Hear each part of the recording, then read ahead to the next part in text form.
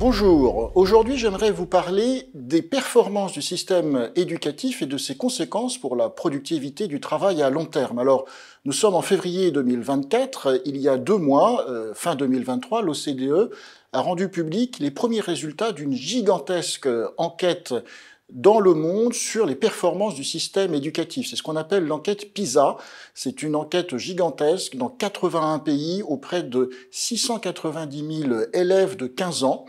Et pendant 2 heures, on leur pose un certain nombre de questions pour évaluer leur niveau en mathématiques, en lecture et aussi en culture scientifique. C'est une enquête qui a lieu habituellement tous les 3 ans. Cela fait 20 ans qu'elle est menée par l'OCDE, donc on peut voir les évolutions au cours du temps du niveau des élèves de 15 ans dans le monde et les comparer entre les pays. Alors, on leur pose notamment des questions sur leur niveau en mathématiques, ce qui permet d'apprécier leur capacité à interpréter des problèmes de la vie quotidienne en problèmes mathématiques, à les résoudre et à interpréter les résultats.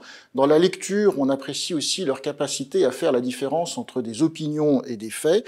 Et puis, dans ce qui est culture scientifique, on teste surtout leur capacité à avoir des raisonnements scientifiques, hypothético-déductifs, à partir des faits et d'une interprétation des faits. Alors, en quoi cela intéresse-t-il l'économiste? En quoi cela intéresse-t-il l'industriel? Eh bien, on est là aux sources profondes de la productivité du travail de demain. Si les gamins d'aujourd'hui ne savent pas très bien compter, ne savent pas très bien interpréter la lecture, n'ont pas vraiment de raisonnement scientifique, leur productivité demain sera plus faible. En économie, c'est ce qu'on appelle l'accumulation du capital humain. C'est une expression que je vais réutiliser. Alors sur ce graphique, eh bien, mesdames et messieurs, le niveau baisse. Sur ce graphique, vous voyez l'évolution sur 20 ans des scores à cette enquête PISA dans 23 pays de l'OCDE, donc on est plutôt dans les pays riches, en mathématiques, à gauche sur le graphique, en lecture, au milieu, et en savoir scientifique, à droite. Encore une fois, il s'agit d'ici d'élèves de 15 ans, donc à la sortie du primaire et du premier secondaire. Et comme vous le voyez, eh bien, il y a un décrochage dans les pays de l'OCDE sur les scores en mathématiques et en lecture qui est assez massif. En 2022, il y a là évidemment un effet du Covid, mais tout ne peut pas être mis sur le dos du Covid puisque, comme vous le voyez, la tendance est baissière déjà depuis en fait une dizaine d'années, surtout en mathématiques et en lecture. Sur ce graphique-là, vous voyez le même graphique mais pour la France. Évidemment, ça pique un peu les yeux parce que le décrochage sur les mathématiques et la lecture est massif sur les 4 dernières années. En matière de savoir scientifique, il est moins accentué.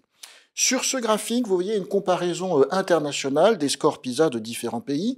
En rouge, les maths, en hachuré, la lecture, en orange, la science. Singapour fait bande à part et toujours premier dans les classements. De manière générale, les pays asiatiques sont les plus performants en matière de résultats des élèves à 15 ans. Singapour, Taïwan, Hong Kong, le Japon, la Corée. Ensuite vient la Suisse et le Canada, la Suisse qui dispose après 15 ans d'un système d'apprentissage très performant. Et la France est un peu au milieu du gué, proche de la moyenne OCDE. C'est ni très extraordinaire, ni très mauvais non plus. Il ne faut pas tirer sur l'ambulance, si je puis dire. Et donc, les résultats de la France sont dans la moyenne de l'OCDE. Ce qui est intéressant, c'est, je reviens sur cette notion d'accumulation du capital humain, c'est de voir à quoi correspond ce décrochage de score PISA. Et ce que nous dit l'OCDE, c'est que ce décrochage de score PISA en France ou dans l'OCDE correspond en gros à une demi-année d'apprentissage de la lecture et 3/4 d'année en maths. Ça veut dire quoi? Ça veut dire que le niveau moyen d'un élève de 15 ans en maths dans l'OCDE en 2022 correspond à peu près à son niveau moyen d'un étudiant de 14 ans, un quart, en 2018. Donc l'accumulation du capital humain se fait de façon plus lente. Alors il se trouve que l'OCDE, il y a quelques années, c'était d'ailleurs votre serviteur qui avait fait tout ça, a calculé les effets sur la productivité et le PIB à long terme de cette accumulation du capital humain qui est ralentie. Alors il y a beaucoup de littérature, je ne vais pas détailler tout cela, mais en gros, à partir de la littérature d'économie de la croissance, de comptabilité de la croissance, d'économétrie du travail, de croissance endogène, on peut dire qu'un an de scolarité en plus, une augmentation du capital humain équivalent à 1 an de scolarité en plus, c'est de 3 à 6% de gains de PIB à terme, à long terme. Ça veut dire quoi? Ça veut dire que le décrochage qu'on observe dans le niveau des maths et de la lecture en France depuis 4 ans, c'est susceptible de peser sur le taux de croissance annuel moyen dans une dizaine d'années de l'ordre de 0,1, 0,2 ou 0,3% de croissance par an. Je vous rappelle que le taux de croissance en 2023 en France était 0,9, donc 0,1, 0,2, 0,3 en moins. Ça se sent, cette baisse de la performance du système éducatif a des conséquences macroéconomiques, a des conséquences sur la productivité et a donc des conséquences à long terme sur nos industries. Alors on pourrait se dire, c'est le système national de l'éducation nationale en France qui est sous-performant. En fait, les analyses statistiques de l'OCDE amènent à suggérer que, au moins au sein de l'Europe continentale, le système français n'est pas nécessairement beaucoup plus déficient par rapport au système éducatif des autres pays, de nos pays voisins. Alors c'est sûr que par rapport à Singapour, à la Corée et dans une certaine mesure à la Suisse et à l'Angleterre, on est moins performant. Mais par rapport à nos voisins d'Europe continentale, de l'Union européenne, a priori, c'est un facteur qui a pu jouer, mais ce n'est pas le facteur le plus fondamental. Un facteur important pour les pays d'Europe continentale dans l'évolution du niveau des élèves qu'on vient de voir, c'est la difficulté qu'ont nos systèmes éducatifs à intégrer des enfants issus des populations immigrées. Sur ce graphique-là, vous voyez la part, en fait, des gamins qui sont dans des situations socio-économiques défavorisées, enfin une situation de pauvreté en clair. Le petit carré, c'est la part des gamins qui sont nés dans des familles nationales, si je puis dire, enfin qui ne sont pas issus de l'immigration. Donc vous voyez, c'est à peu près le taux de pauvreté, on tourne aux alentours de 15-20%.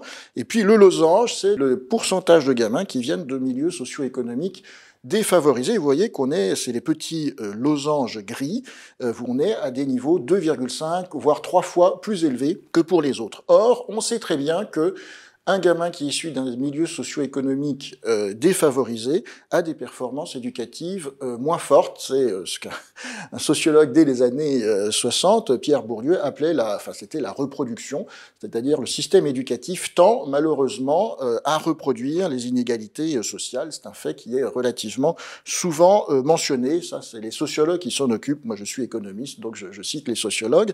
Vous voyez sur ce graphique qu'en fait, si on corrigeait statistiquement de ce phénomène de défaveur socio-économique et de maîtrise de la langue, en fait, le niveau des gamins issus de ce milieu immigré serait à peu près le même en mathématiques que celui des enfants qui ne sont pas issus de l'immigration. Donc, en fait, l'un des facteurs, je ne dis pas que c'est le seul, mais l'un des facteurs, et l'OCDE le cite, et il est significatif du point de vue statistique, c'est la difficulté, en Europe continentale, la situation n'est pas propre à la France, on pourrait dire la même chose pour l'Allemagne, la difficulté à intégrer les enfants de population immigrée dans l'éducation nationale et à leur donner les mêmes résultats parce qu'il y a des phénomènes de défaveur socio-économique. Et là, on voit là que la racine des problèmes de productivité en France, elle est en partie liée à des sujets qui ne sont pas complètement économiques, mais qui sont plutôt en fait sociétaux.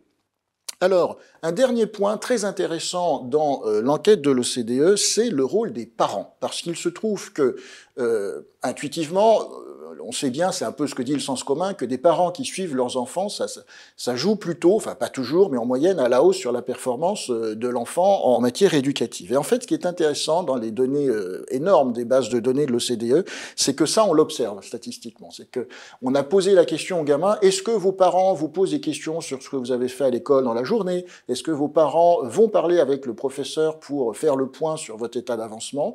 Eh bien, il apparaît que les enfants qui sont bien suivis par leurs parents, ils ont en moyenne 16 à 28 points de points PISA en plus sur leur performance mathématique. Donc le score PISA, c'est environ 450-470 points. Donc vous voyez que 20 points en plus, c'est pas massif, mais c'est pas négligeable. Et donc, dans la performance éducative des enfants, il y a sans aucun doute un rôle à jouer des parents. Alors en conclusion, qu'est-ce qu'on peut retenir de tout cela pour la branche métallurgie qui, comme vous le savez, forme des dizaines de milliers d'apprentis chaque année?